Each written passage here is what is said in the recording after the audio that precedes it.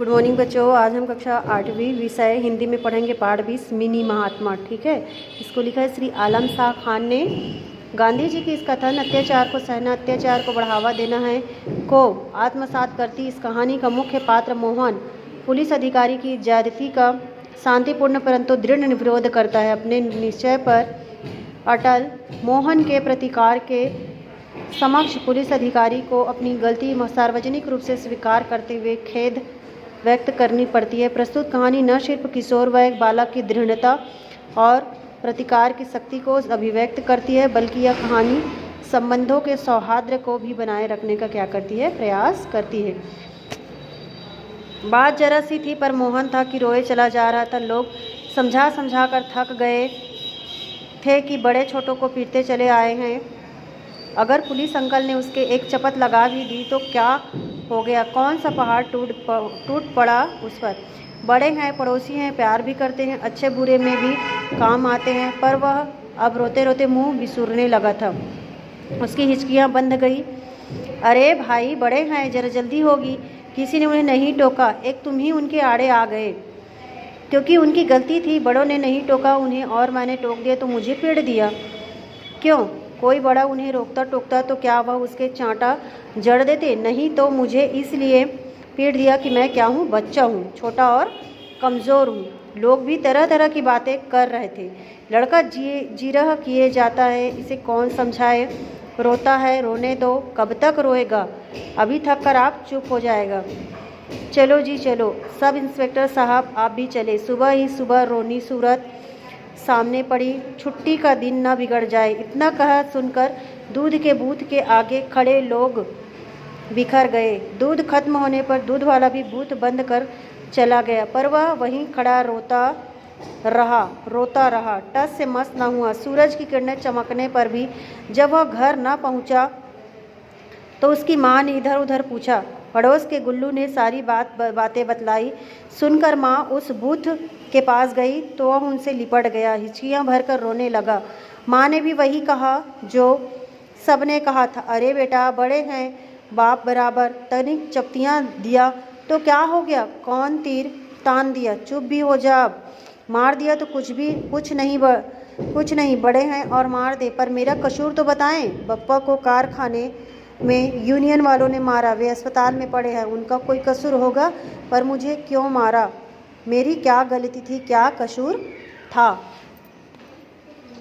अब जिद मत कर, तूने दूध भी नहीं लिया। तेरे बप्पा को अस्पताल नाश्ता देने जाना है, तुझे याद नहीं? मैं नहीं जाऊंगा, कहीं नहीं जाऊंगा। जाऊंगा तो पुलिस अंकल के घर।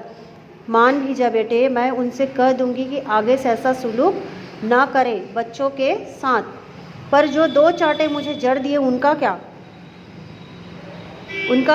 जब अब चुप भी हो ले, नहीं तो मैं भी लगा दूंगी। चल, तो तुम भी क्यों चुको, लगा दो। मैं कहती हूँ घर चल, अस्पताल जाना है, अब उठ भी। मैं नहीं आता। पुलिस अंकल के घर जाकर पूछूंगा उनसे कि मेरा कसूर बताइए। नहीं आता तो जा मर कहीं। इतना कह माँ सिर पर पल्ला ढककर वहाँ से चल दी। ट्रिन ट्रिन ट्रिन घंटी घनघनाई। थोड़ी देर बाद दरवाज़ा खोला तो पाया भीगी आंखें लिए उस सामने मोहन खड़ा है। उसे देखकर शेर शकपकाए। अंकल, आपने मुझे क्यों मारा? मेरा कसूर क्या था? सुबकते हुए उसने वही सवाल पूछा। किसने मारा? किसको? मैं कुछ नहीं जानता। आपने मारा मुझे। क्यों? आखिर क्यों मारा? जा, मारा तो मारा, दफ़ा हो जा यहाँ से, नहीं तो और पिट जाएगा। चल खिसक। वे गरजे। मारो और मारो, पर मैं नहीं जाऊंगा जब तक आप यह नहीं बताएंगे कि मेरा कसूर क्या था। वह भी कड़क कर बोला। अब आसपास के घरों की मुंडेरों से 10-5 चेहरे उभर आए। देखा, बरामदे के सामने मुंह बिसूरता मोहन खड़ा है और अपने बरामदे में झल्लाए शेर सिंह। जाएगा भी यहाँ से, दो एक चपत खाकर ही टलेगा। आप जो चाहे करे, जब तक मेरा कसूर नहीं बताएंगे मैं यहाँ से नहीं जाऊँगा। अजीब उज्जड़ ढीठ लड़का है, एक पड़ोसी ने कहा। देखिए, आप इसे समझाएं, अगर यहाँ से दफ़ा नहीं हुआ तो मैं इसे कोतवाली में बंद करवा दूँगा। शेर सिंह गरजे। आप जो चाहे सो करे, पर मेरा कसूर बताए, जिससे मैं आगे ऐसा कुछ न करूँ कि बड़ों को मुझ पर हाथ उठाना पड़े। मोहन बोला। अभी तो बस तू अभी तो बस तू इतना कर कि यहाँ से दफ़ा हो जा, नहीं तो वे भन्नाए सच पड़ोस का लिहाज है, वरना इस बच्चू को वह सबक सिखाता कि शेर सिंह कुढ़ कर बोले। परसों ही विनायक से तरक्की लेकर असिस्टेंट सब इंस्पेक्टर बने थे। मैं सबक सीखने ही आया हूँ। आप मुझे बताएं कि कतार तोड़ने वाले को टोकना कोई पाप है? यार, इस लड़के पर कौन सा भूत सवार है, किसी भी तरह नहीं मानता। इतना कहकर शर्मा जी नीचे उतरे और वर्मा जी भी साथ आए और उसे पुचका कर दिलासा देते हुए बोले, बहुत हो गया बेटे मोहन, अब छोड़ो भी और घर चले जाओ। आप सच माने मेरी हट नहीं हुई।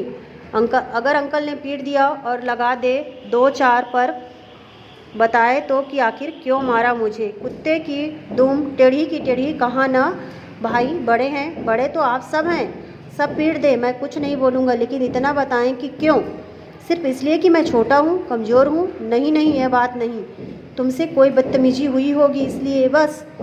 तो यह बता दे कि क्या बदतमीजी हुई है? जा कुछ नहीं हुआ, पीट दिया हमने, कर ले जो कुछ करना हो। अब शेर सिंह के भीतर बैठा पुलिस वाला बोला, ठीक है तो मैं यही बैठा हूँ आपके फाटक के बाहर, बैठ गया अमर हमारी बला से, शेर सिंह ने कहा। तभी उनकी घरवाली बाहर आई और उसने सामने खड़े लोगों के हाथ जोड़कर वहाँ से जाने को कहा और मोहन की बाँह थाम भीतर ले गई। अब बोल बेटा, क्या गजब हो गया? अगर इन्होंने एक आध लगा भी दी तो क्या हुआ?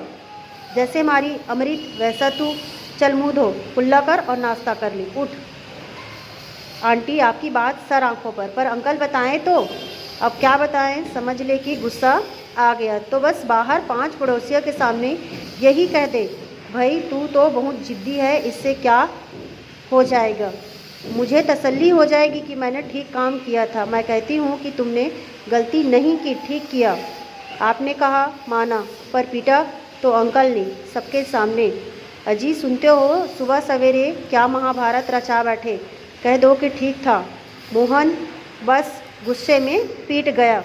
बस रहने दो अपनी भलमनसाहत। यह नाचीज मुझे अपने घर में अपने बच्चों के सामने अपमानित करना चाहता है। शेर सिंह गुर्राए, इसमें क्या हुआ जो हेठी होती है आपकी? तुम रुको, मैं इसे अभी धक्के मार कर बाहर कर देता हूँ। इतना कहकर शेर सिंह आगे बढ़े। आप क्यों हलाकान होते हैं अंकल, मैं खुद ही चला जाता हूँ आपके घर से। मोहन ने इतना कहा और हाथ जोड़कर बाहर आ गया, पर गया नहीं। फाटक पर ही घुटनों में सिर रख कर बैठ गया। उधर वह पुलिस की नई वर्दी पहनकर तैयार होने लगे। सुनिए, वह लड़का अभी तक फाटक पर डटा है, कह दो कि गुस्सा आ गया था। क्यों जगत में डंका पिटवाते हो? बित्ते भर का छोकरा थानेदार के दर्जे के सरकारी अफसर के दरवाजे पर सत्याग्रह किए बैठा है। कहीं अखबार वालों को भनक पड़ गई तो तिल का ताड़ बनेगा। फिर आज गांधी जयंती भी है।